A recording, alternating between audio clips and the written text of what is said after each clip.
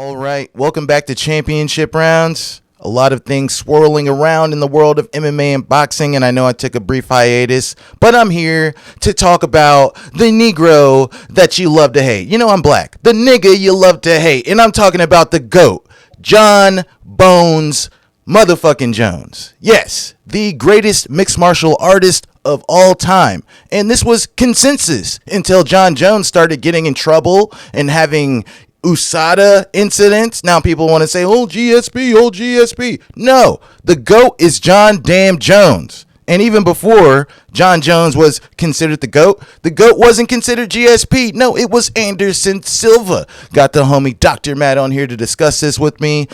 Jon Jones has been scheduled to fight not Francis Ngannou, but Ciryl Gane for the legitimate lineal heavyweight championship of the world as far as the UFC is concerned. What's your take on that, Dr. Matt? I love it. We was wondering how they was gonna replace Francis Ngannou. Well, here it is with the GOAT. Well, yeah, I mean, I can't think of a better replacement than a better fighter. You know, there's people out there saying, oh, we just saw Ciryl Gane get out-wrestled by a non-wrestler in Francis Ngannou. And then one Chael Sonnen even wants to go on and say that Ciryl Gane got outstruck by a non-striker being Bam Bam Tuivasa, even though he knocked his ass out cold.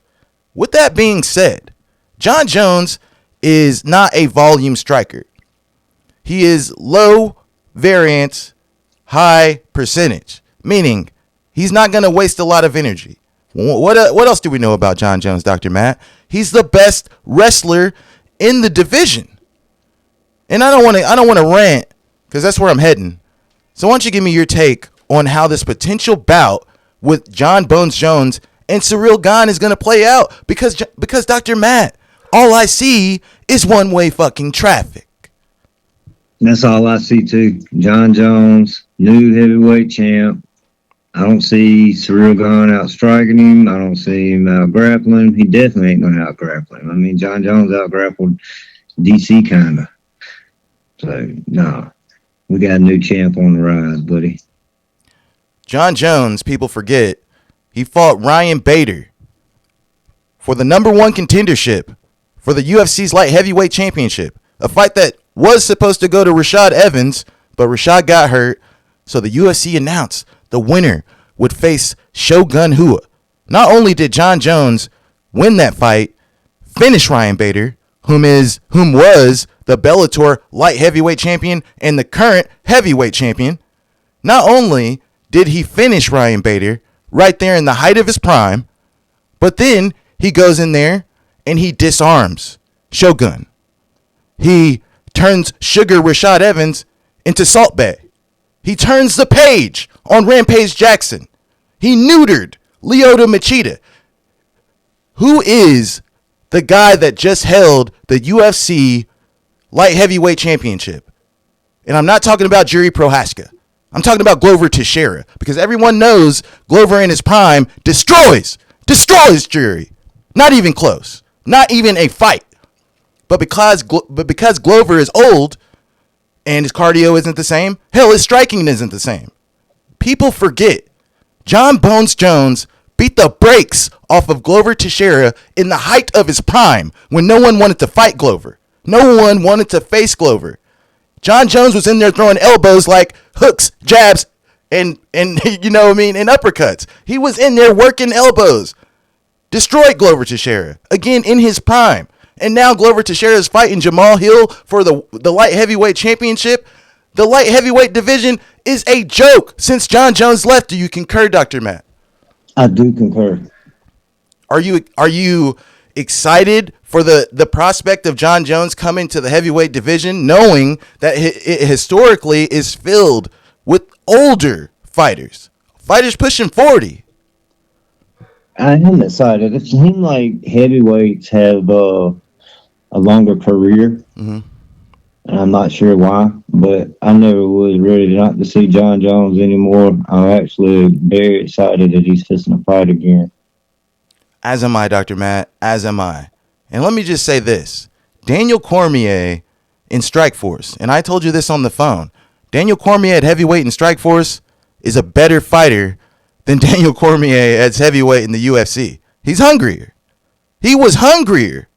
Daniel Cormier was taking grown men, big-ass grown men, 265, 75 pounds, whatever they came to the cage in, taking them, picking them up, turning them upside fucking down, and dropping them on their damn heads. And Daniel Cormier should have been arrested for child abuse for what he did to Dan Henderson in the UFC. But that's another story. What I'm saying is, when you see a guy ragdoll heavyweights, legitimate heavyweights, like they're Raggedy Ann dolls, like they're your daughter's fluffy, your daughter's plush that she tosses across the room. Daniel Cormier was doing that. You take that into account, and then you couple that with the fact that Jon Jones went in there and dominated Daniel Cormier, and the one time knocked him clean the fuck out. Now you think about Daniel Cormier and what he did in the heavyweight division. Replace him with Jon, a better fighter. Jon Jones is going to be the king of the heavyweight division.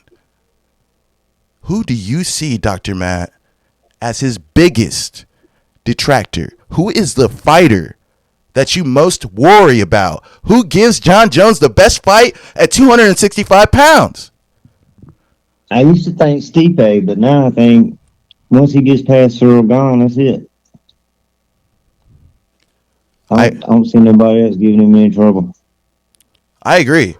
I mean, honestly, I think Curtis Blades and Stipe Miocic are a bad fight for Cyril Gahn. Definitely after the fight that we just saw against Francis Ngannou, again, a non-wrestler. You know what that fight looked like to me, Matt? You know what that fight looked like?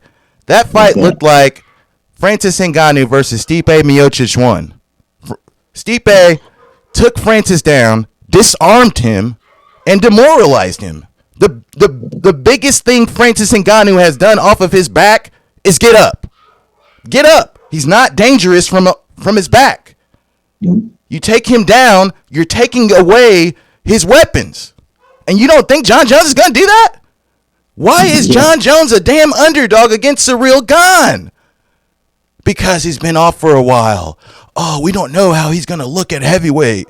This is nonsense. And you know why it's nonsense, Dr. Matt? Why is that, sir? It's nonsense because Georges St-Pierre took more time off. He took 4 years off. And then he came back a weight class up and beat Michael Bisping for the belt. Dominic Cruz took a ton of time off. Due to injury. Came back, still not fully healed, and went in there and grabbed that damn belt. So why can't the greatest fighter of all time do the same? He can, and it ain't like he ain't been training this whole time, you know what I'm saying? And he's got some of the best coaches in the world. The dude knows Cyril Gahn's weaknesses. I mean, Francis exposed it, so of course he's just going to go out there and put Cyril Gahn on his back. Jon Jones has been training with Henry Cejudo and company. A good fit for Jon Jones to revitalize his wrestling. People want to say, oh, well, Jon Jones, his last fights at 205, they were so close. He won the motherfuckers. Did they not say the same thing about Rush St. Pierre? Oh, he's boring. He just lays on him. He's just eking by. You're going to have critics. You're going to have critics. But he's winning the fights. You know? Have you seen Jon Jones get knocked out? No. Submitted? No. Decisioned? No. Disqualified. That is all. In a fight that he was absolutely dominating. Yep. You have any final words on the Jon Jones going to heavyweight and the state of the heavyweight and light heavyweight division before we get out of here, Dr. Matt? Better go put your money on Jon Jones and take championship rounds word for it. I concur. Listen to Dr. Matt because, look, Jon Jones is at plus money right now. That's not going to last. That is not going to last. Put the money down because it's going to cash. That being said, Jon Jones is 100% the GOAT, and not because I have Jon Jones versus Gus 2 and Jon Jones versus Son in here. It's just the posters I decided to put there. I got them all around. Anyways, thanks for watching. Of course, like, share, comment, subscribe. I'll be back for more content. I'll be back for more coverage. You leave a comment, I'll definitely comment, or I'll definitely reply, rather, because I want to know what you guys think about this. Am I off base? Am I spot on? Comments. And until next time, stay frosty. Hey, hey, hey.